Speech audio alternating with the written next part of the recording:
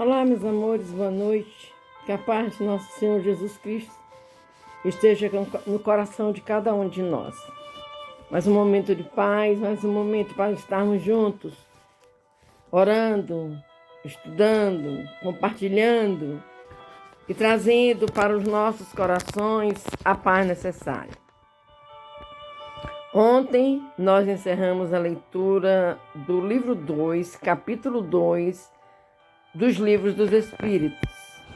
E como eu falei, hoje nós vamos ler as considerações de Kardec, que amanhã iniciaremos o capítulo 3. Vamos pegar nossa água para que possa ser fluidificada. Vamos estar pensando nos nossos amores que precisam da oração, da vibração, da luz e do amor. Por uma aberração da inteligência, há pessoas que não veem nos seres orgânicos senão a ação da matéria a que atribuem todos os nossos atos. Não veem no corpo humano senão a máquina elétrica. Não estudaram o mecanismo da vida senão pelo funcionamento dos órgãos que viram se apagar, frequentemente pela ruptura de um fio. E não viram nada mais que esse fio. Pesquisaram se restava alguma coisa e, como não encontraram mais que a matéria, que se tornara inerte, e não vira a alma escapar-se, não a puderam apanhar, concluíram que tudo estava nas propriedades da matéria. E assim, depois da morte, o pensamento se aniquilava. Triste consequência se assim fora, porque então o bem e o mal não teriam finalidade. O homem teria razão em pensar só em si mesmo e em colocar acima de tudo a satisfação dos seus prazeres materiais. Os laços sociais se quebrariam e as mais santas afeições se romperiam para sempre. Felizmente, essas ideias estão longe de ser gerais. Pode-se dizer que são muito circunscritas e não constituem mais que opiniões individuais, pois em parte alguma ainda se constituíram em doutrina. Uma sociedade apoiada sobre essas bases carregaria em si o germe da dissolução e seus membros se entredevorariam como animais ferozes. O homem tem instintivamente a convicção de que tudo para ele não se acaba com a vida. Tem horror ao nada e obstina-se inutilmente contra a ideia do futuro. Quando chega o momento supremo, e são poucos os que não perguntam o que vai ser deles, porque a ideia de deixar a vida para não mais retornar tem qualquer coisa de dolorosa.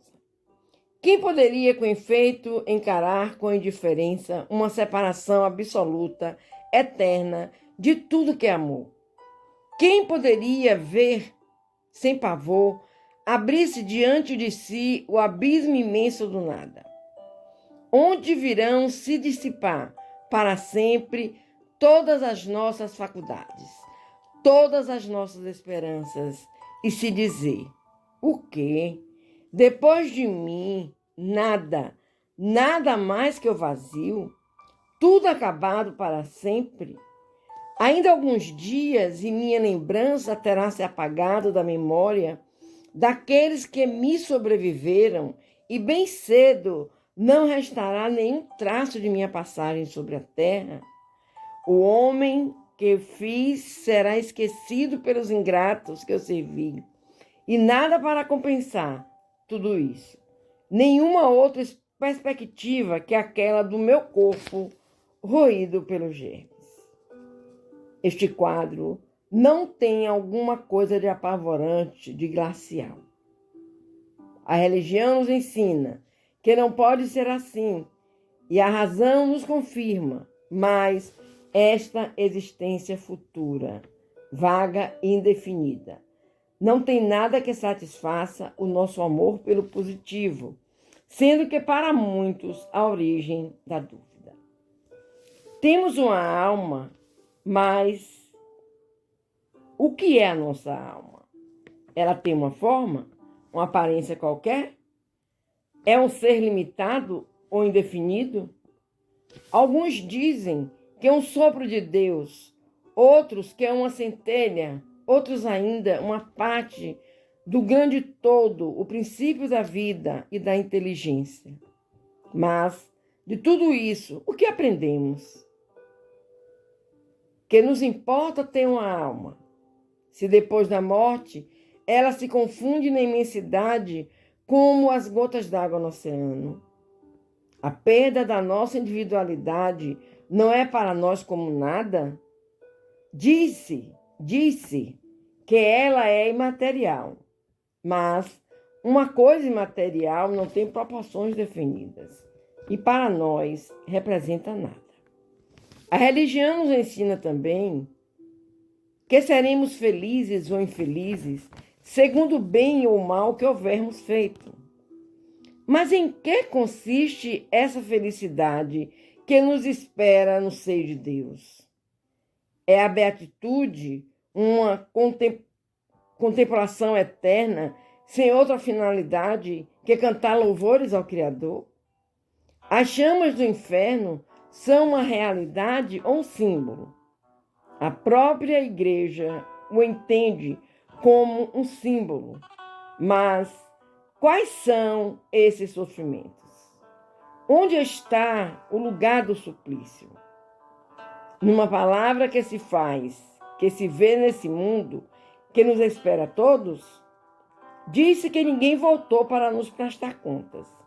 É um erro e a missão do Espiritismo é precisamente de nos esclarecer sobre esse futuro, de nos fazer até certo ponto atingi-lo com o dedo e com o olhar, não mais pela razão, mas pelos fatos. Graças às comunicações espíritas, isso não é mais uma presunção, uma probabilidade sobre a qual cada um entende a sua vontade. Que os poetas embelezam suas ficções ou semeiam imagens alegóricas que nos enganam. É a realidade que se nos apresenta, pois que são os próprios seres do outro mundo que vêm nos descrever sua situação. Dizer-nos o que foram que nos permitem assistir, por assim dizer, a todas as peripécias de sua nova vida. E por esse meio, mostrando-nos o destino inevitável que nos está reservado, segundo os nossos méritos e os nossos deméritos. Há nisto algo de antirreligioso? Bem ao contrário. Uma vez que os incrédulos aí encontraram a fé e os indecisos uma renovação de fervor e de confiança. O Espiritismo é, pois, o mais poderoso auxiliar da religião. Uma vez que é assim, é porque Deus o permite. E Ele o permite para reanimar as nossas esperanças vacilantes e nos reconduzir ao caminho do bem pela perspectiva do futuro. Meus amores, esse comentário de Kardec é bem interessante, né? Nós falamos tantos em espíritos, obsessores, e não paramos para estudar, para ver o que é o espírito, como o espírito se manifesta, como ele é capaz de falar dessa vida que não acaba aqui, dessa vida eterna espiritual. Então, prestemos mais atenção a tudo isso, meus queridos, para podermos termos consciência e certeza daquilo que falamos em relação aos espíritos, em relação à nossa continuidade de vida na parte espiritual. E assim, vamos nos prepararmos para fazermos a nossa oração. Desculpe o texto um pouco longo, mas eu precisava fazer esses comentários de Kardec seguido, sem parar. Meu Deus, Obrigado. Obrigado por mais um dia. Obrigado pelos ensinamentos que nos são esmiuçados, que nos são passados de uma forma tão gostosa. E nós estamos sempre aqui, Pai, para continuarmos a aprender, para continuarmos vivendo essa jornada terrena com a certeza e com a confiança de que teremos uma nova vida na parte espiritual. Ajuda, Pai querido, a todos os nossos irmãos que se encontram doentes, doentes do corpo físico, doentes do espírito, da alma. Que todos os irmãos possam estar recebendo neste momento, Senhor, as bênçãos de paz, de cura, de luz. E que as dores e os sofrimentos os acordem e agradeçam. Porque nada acontece por acaso, nada é por nada. Tudo tem um motivo de ser. E que nós aprendamos, com a doutrina espírita, a estarmos entendendo, avaliando toda dor e sabermos por quê. Cuida, Pai, dos seus filhos que estão na jornada terrena ainda aprendendo. Cuida das famílias, Senhor, de todas as famílias. Abençoa cada lar, cada templo familiar. Que nossa Mãe Maria possa estar presente em todos os lares. Cuida dos nossos irmãos que usam os vícios como forma, como medida de viver. Como vocês estão enganados, meus queridos. O vício é um caminho para o lado escuro da vida. É você viver em uma zona umbralina na jornada terrena. Que Deus tenha misericórdia de cada um de vocês. Que vocês consigam enxergar a luz, o caminho, a vida eterna que é Jesus. Que assim seja. Vamos fechar os nossos olhos. Vamos fazer a oração que Jesus nos ensinou para conversarmos com o nosso amado Pai, pedindo a espiritualidade amiga que venha colocar em nossas águas o remédio necessário à nossa cura física e à nossa cura espiritual. E que nós continuemos, meus amores, juntos, em oração, com paciência, com humildade, com fé e com a certeza, Jesus é conosco, Deus cuida de todos nós. Pai nosso que estás nos céus, santificado seja o teu nome, Senhor. Venha a nós o teu reino, seja feita a tua vontade, assim na terra como nos céus. O pão nosso de cada dia nos dai hoje e sempre.